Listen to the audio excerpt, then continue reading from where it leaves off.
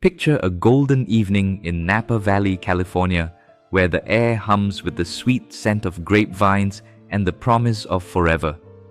It's June 2024, and the Sunset Vineyard, 55 miles north of San Francisco, sparkles under a canopy of fairy lights. Emily Carter, a 29-year-old sommelier with a smile that could light up the valley, stands arm in arm with her groom, Nathan Wells, a 32-year-old winery owner whose charm has won over every guest. Their wedding is a spectacle. 200 friends and family sipping vintage Chardonnay, a string quartet weaving soft melodies, and a 4-tiered wedding cake adorned with delicate sugar roses stealing the show. The cake is the handiwork of Claire Morgan, Emily's best friend since their college days in Berkeley, now her maid of honor. Claire's toast is warm, her voice steady as she calls Emily her sister, but her eyes hold a flicker of something darker. As guests dig into the cake, slicing through its creamy layers, a scream rips through the night. Emily stumbles, her lace gown pooling on the grass like spilled wine. Her face pales, her hands clutch her throat. 2 other guests, a cousin and an old friend, collapse nearby, gasping for air. Chaos erupts as paramedics swarm the scene, their sirens wailing 10 miles to the nearest hospital. But for Emily, it's too late. Napa County Police descend, their flashlights cutting through the fog that's rolled in from the hills. Yellow crime tape snaps taut around the reception area, and forensic teams in white hazmat suits swarm the cake table, now a grim centerpiece. The autopsy delivers a gut punch. A rare toxin, derived from a South American plant, was laced into the cake, killing Emily and 2 others, with 6 more guests fighting for their lives. This wasn't a mistake. Someone served death with a smile. Who could betray a day so perfect? Stick with me, because what's buried 10 feet deep in the woods will haunt you. What would you do if you watched your best friend collapse at her own wedding? Drop your thoughts in the comments, and let's unravel this nightmare together. The Sunset Vineyard, sprawling across 40 acres of rolling hills, was a paradise before it became a crime scene. Emily was Napa's darling, her sommelier skills earning her a loyal following. Nathan, with his easy grin and ambitious winery, seemed her perfect match, their love story plastered across local blogs. Claire, 30, had been Emily's rock through heartbreak and triumphs, always ready with a laugh or a late-night coffee run.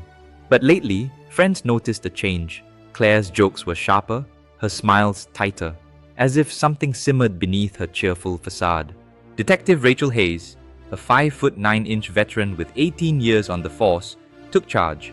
Her sharp eyes scanned the wreckage, overturned chairs, shattered champagne flutes, and the cake, now bagged as evidence, its icing smeared like a warning. Hayes questioned Nathan, his suit stained with wine from the chaos, his voice breaking as he swore he'd been by Emily's side all night. But a waiter, nervous and fidgeting, mentioned seeing Nathan linger near the cake table, 20 feet from the dance floor, adjusting something before the dessert was served. Claire, meanwhile, sat in an interrogation room 6 miles away at the Napa County Station, her hands twisting a tissue into knots. "I'd never hurt Emily," she sobbed. "That cake was my gift to her."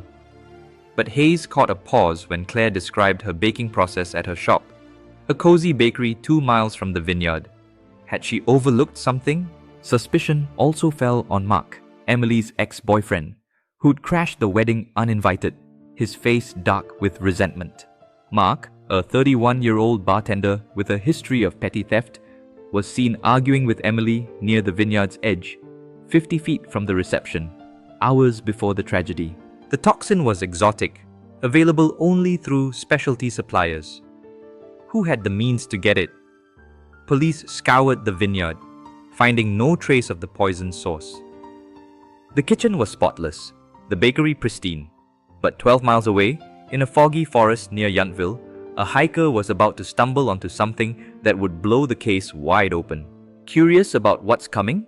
Keep watching, because this gets darker than you can imagine.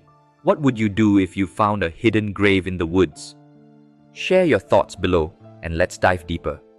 The forest near Yountville was a tangle of pines and shadows, its trails snaking 3 miles from the main road. Jenna Lee, a 38-year-old schoolteacher, was hiking her usual route when she spotted a patch of disturbed earth, 10 feet long, hidden under a blanket of pine needles and loose dirt.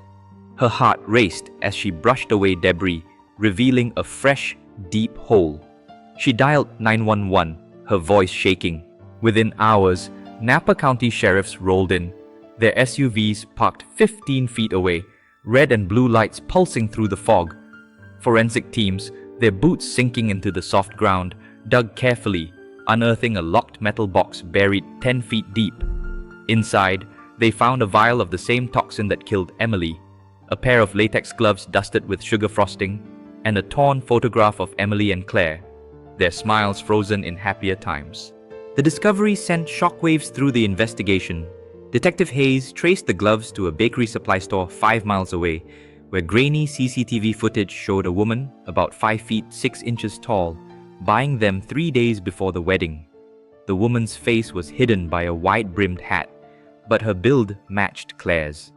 Was Claire careless, or was someone setting her up? Back at the station, Hayes pressed Claire harder, her questions sharp as a blade. Claire admitted to late nights at her bakery, insisting it was to perfect the cake's intricate rose designs.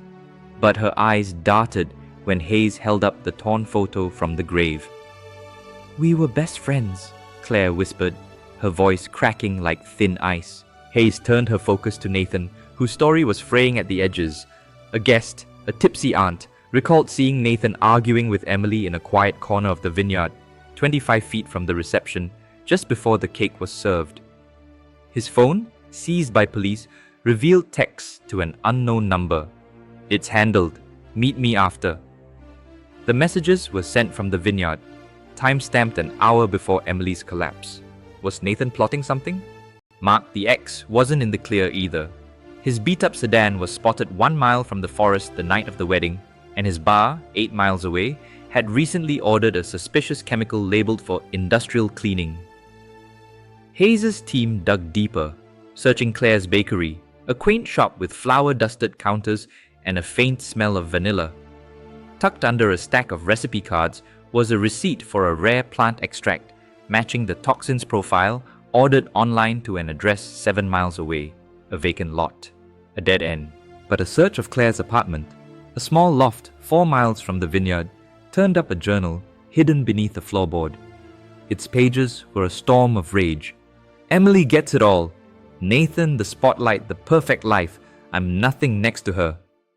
One entry, dated a week before the wedding, chilled Hayes. "She'll pay for taking him." Was Claire confessing, or was this a misdirection? Nathan's winery, 5 miles from the crime scene, held another clue. A bank statement showing a $3,000 transfer to an offshore supplier, timed with the toxin's purchase. Were Nathan and Claire working together, or was one framing the other? As Hayes ordered a deeper dive into Nathan's finances, a new lead emerged that would turn the case upside down. Who's your prime suspect right now? Drop your guess in the comments, because what's coming next will leave you speechless. The Napa County Police Station was a hive of tension as Detective Hayes pieced together the jagged edges of the case. The journal from Claire's apartment was a window into a fractured mind, its pages brimming with envy that had festered for years. Claire wrote of watching Emily shine, her career, her charm, her romance with Nathan, while she faded into the background. "She took him from me," one entry read, penned in shaky ink. "I loved him first." But Hayes found something else that shifted the puzzle. A hidden email on Nathan's winery computer, sent to a supplier for the toxin under a fake name, traced to his IP address 5 miles away.